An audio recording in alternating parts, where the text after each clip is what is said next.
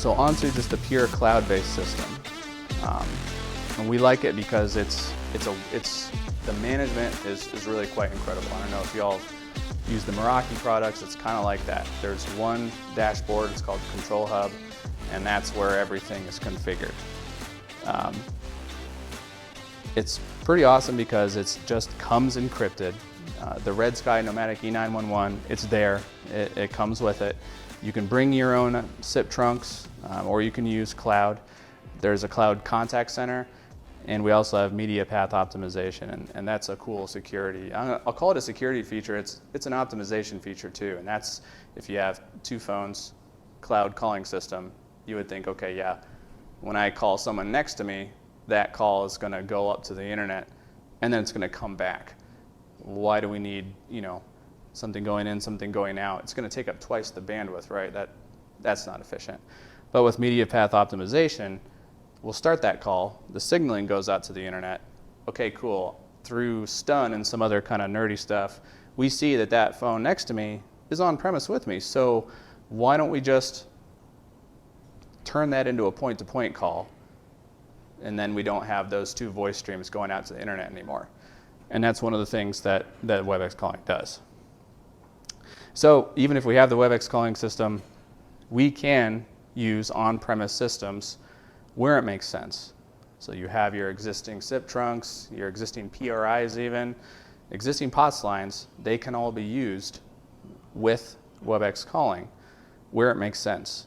The paging, the single wire fusion, again, it will work with both on-premise and cloud systems. And with the media path optimization, we can keep that voice on-premise using the media path optimization. And that is an optimization and a security feature in of itself. Just a diagram of media path optimization. That works from phone to phone. So it starts out going up to the internet, coming back from the internet when you call another phone.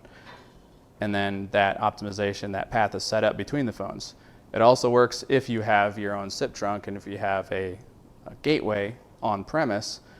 That call starts out, you're on your WebEx phone, you call somebody on the PSTN, that goes to the WebEx cloud, comes back, goes to your local gateway, and it's like, all right, I need to go out onto the PSTN. I don't need to traverse the internet to do that. I can just have a point-to-point connection from the endpoint to the local gateway and to the PSTN. So the advantages of WebEx, I've touched on a lot of these. A couple of them that I haven't mentioned is that you can use existing Cisco hardware to do this. If you have an investment in 7800, 8800 Cisco phones, you can use firmware that will convert, and then they will register to WebEx calling. And in the hybrid model, we can do this firmware migration to and from.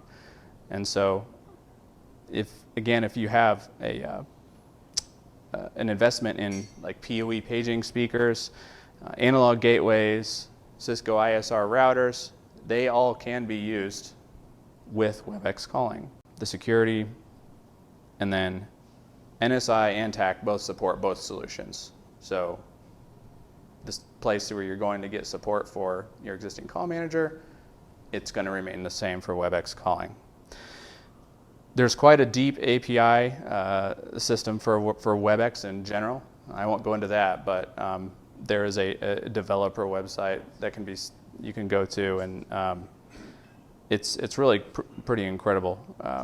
And again, I haven't touched on it, but licensing, the Flex, and some of you might be familiar with the Flex contract, but the Flex is designed, I think it's called Flex because it lets you either license your on-premise system or your cloud system or both. And so, we think about licensing in Cisco and it's a big eye-rolling thing. But the reality is that it is the most flexible licensing model that I've seen in my years of doing it that allow you access to all of those systems at the same time. So you get to make the choices.